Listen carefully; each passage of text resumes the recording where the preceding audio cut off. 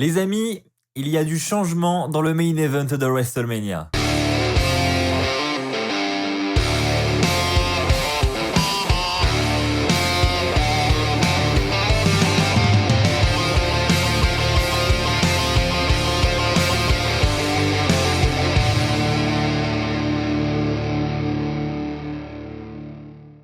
Bonjour à toutes et à tous les amis, c'est Axel de la chaîne YouTube WWFan France, j'espère que vous allez tous très bien. On se retrouve pour la review de l'un des derniers SmackDown avant WrestleMania. On a la carte de WrestleMania qui commence réellement à se construire. On a eu de nouveaux matchs d'officialiser cette semaine à SmackDown. C'est parti, on commence avec le premier point. Bon les amis, vous le savez, c'est une rivalité qui commence à s'installer depuis plusieurs semaines maintenant.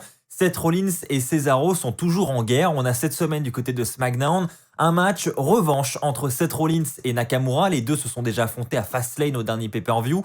Rollins avait remporté le match et on a une fois de plus un match entre les deux catcheurs. Match qui sera une fois de plus encore assez bon, voilà, pour un show hebdo comme SmackDown. C'était vraiment un bon match, j'ai passé un bon moment. Victoire de Rollins et après le combat, on a Rollins qui va vouloir attaquer Nakamura. Mais là, Cesaro va arriver. Cesaro va ensuite se jeter sur Seth Rollins. La baston entre les deux va éclater. Mais Rollins va réussir à s'échapper. Il va ensuite retourner en coulisses. Et dans les coulisses, un petit peu plus tard dans la soirée, on aura un pétage de câble de Rollins. Il dit qu'il en a marre qu'on lui manque de respect. Il en a marre des Cesaro swing de Cesaro. Il dit que c'est un gros manque de respect. Et donc pour ces raisons, il décide de défier Cesaro pour un match à WrestleMania. Et à ce moment-là, on a Cesaro qui arrive, qui attaque une fois de plus Seth Rollins en coulisses et qui va asséner un nouveau Cesaro swing à Rollins, donc pour l'humilier encore plus.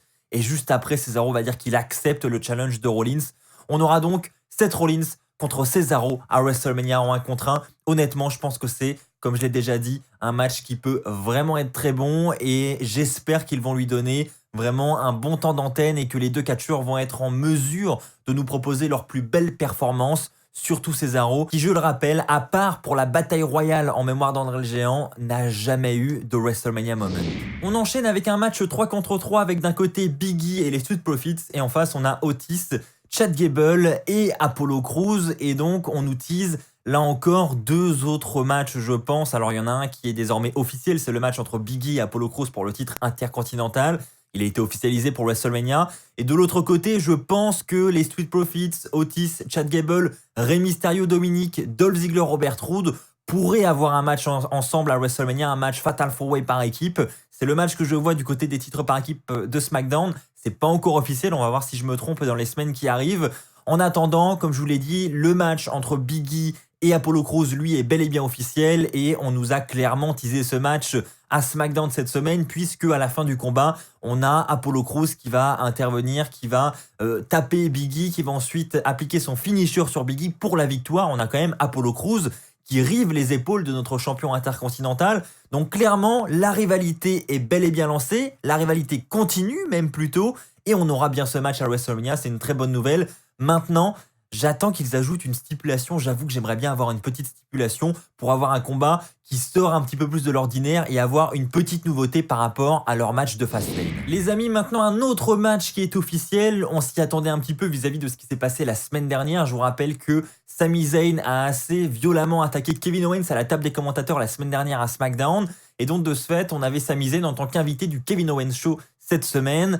Et Kevin Owens, en gros, a posé une question très simple à Sami Zayn. Il va lui dire déjà qu'il ne croit pas à toute cette conspiration autour de Sami Zayn. Et en plus, il le défie dans un match 1 contre 1 à WrestleMania. Et la question de Kevin Owens à Sami Zayn était très claire. Est-ce que oui ou non tu acceptes? Et Sami Zayn, il va tourner autour du pot. Il va dire oui, mais non, mais je m'excuse pour la semaine dernière, tout ça, tout ça. On voit qu'il n'a pas envie d'aller au charbon à WrestleMania face à Kevin Owens. Donc il va tourner autour du pot, mais Kevin Owens va commencer à se rapprocher de lui et on va voir que voilà, Kevin Owens commence un petit peu à se vénère. Il attend une réponse oui ou non, la question est simple et Sami Zayn va finir par dire oui. Donc on a un match d'officialisé entre Sami Zayn et Kevin Owens à WrestleMania.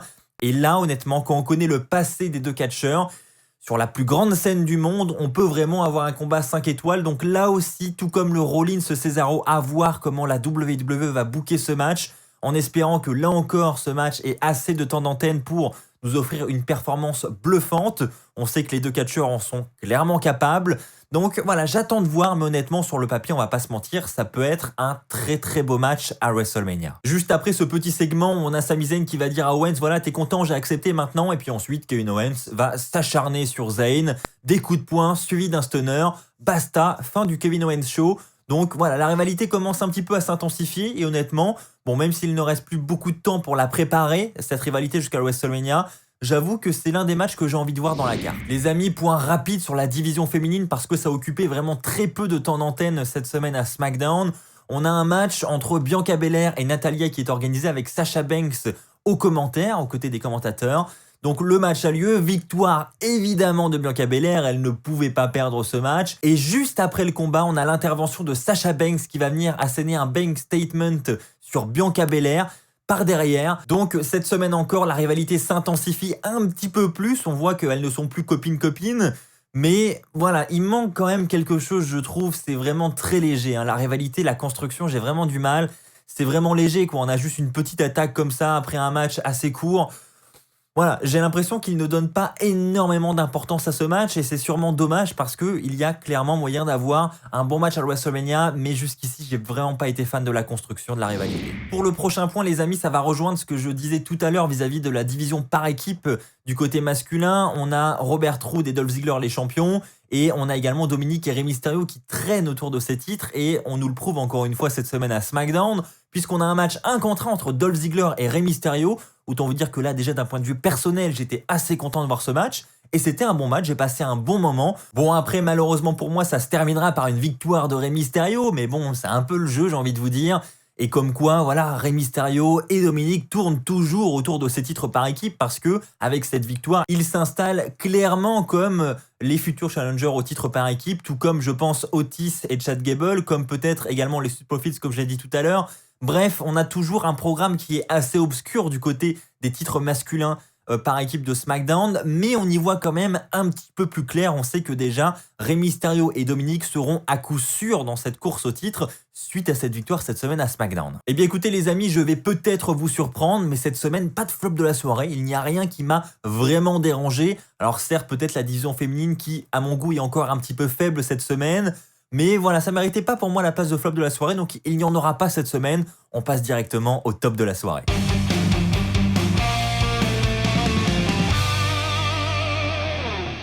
Pour le top de la soirée, les amis, je vais évidemment parler du programme autour du titre universel. C'était un petit peu le fil rouge de cette soirée du côté de SmackDown. On attendait tous de savoir ce qui allait se passer du côté de Daniel Bryan pour ce titre universel. Donc ça a commencé d'ailleurs avec Daniel Bryan qui a ouvert le show à SmackDown, qui s'est installé dans le ring et qui a dit voilà, je ne quitterai pas ce ring tant que je n'aurai pas ma chance et mon rematch au titre universel.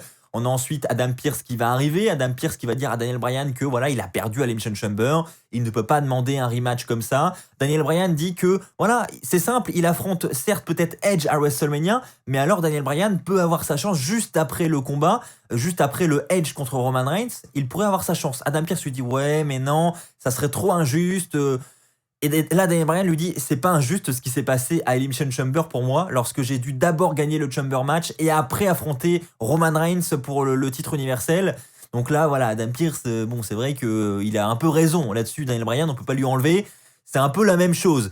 Et là, Daniel Bryan, voilà, pas trop méchant, lui, il va essayer de trouver un arrangement. Il lui dit ok, bon, c'est injuste. Qu'est-ce que tu dis par contre d'un match Edge contre Roman Reigns le samedi à WrestleMania et le dimanche, le lendemain, vu que WrestleMania est sur 2 jours, j'affronte le vainqueur de ce match pour le titre universel. Edge va ensuite arriver. Edge ne va pas être d'accord avec ce principe. Selon lui, il a remporté le Rumble match. Il devait avoir un match 1 contre 1 contre Roman Reigns à WrestleMania, donc il est absolument pas d'accord. Et ensuite, il va avoir des mots assez forts pour Daniel Bryan, puisqu'il va tout simplement l'insulter de fils de la plage. Et donc là, évidemment, la baston va éclater entre les deux et le premier segment de SmackDown va se terminer là-dessus. Ensuite, on va avoir toute une phase de négociation dans les coulisses tout au long de la soirée. On aura premièrement Paul Heyman qui va essayer d'aller voir Adam Pearce pour essayer de le convaincre. Edge également qui va dire à Adam Pearce de prendre la bonne décision. Et Adam Pearce dira, vous inquiétez pas les gars, je vais prendre la bonne décision et je prendrai une décision finale ce soir dans le main event de SmackDown. Nous arrivons donc au main event de la soirée avec Edge, Roman Reigns et Daniel Bryan au centre de ce ring avec évidemment l'officiel Adam Pearce qui est là pour donner sa décision finale. Et donc Adam Pearce va tout simplement annoncer le match que nous attendions tous, je pense, match triple menace à WrestleMania, Edge contre Roman Reigns, contre Daniel Bryan pour le titre universel à WrestleMania, le dimanche, donc la nuit numéro 2 de WrestleMania. Donc évidemment, ça ne va pas plaire à Edge, cette annonce, qui va de suite se jeter sur Daniel Bryan pour le frapper. Daniel Bryan va ensuite asséner un kick à Edge qui va un petit peu le calmer. Et ensuite, Roman Reigns va prendre le relais sur Daniel Bryan. Il va s'acharner avec des coups de coude sur Daniel Bryan. Mais là, Edge va se relever. Spear de Edge sur Roman Reigns. Et ensuite, là, Edge, il va péter un câble. Il va s'acharner sur Roman Reigns. Il va s'acharner sur Jey Uso, sur Daniel Bryan avec une chaise. Ensuite, Roman Reigns va réussir à sortir du ring et à s'échapper. Les officiels vont arriver pour essayer de calmer Edge. Ils vont monter sur le ring. Bam, Jamie Noble, gros coup de chaise dans la face, calmé direct. Un autre officiel aussi, je sais plus qui c'était, gros coup de chaise. Bref, les images de SmackDown se terminent avec Edge au visage furieux. Il accepte pas le match triple menace, mais il n'a pas le choix. Il devra maintenant accepter le fait d'affronter également Daniel Bryan dans ce main event de WrestleMania. Donc là, c'est officiel et honnêtement, j'ai mis ça en top de la soirée parce que je n'étais pas trop pour au départ ce match triple menace. Je trouvais que Edge contre Roman Reigns était déjà une très belle affiche pour WrestleMania en 1 contre 1.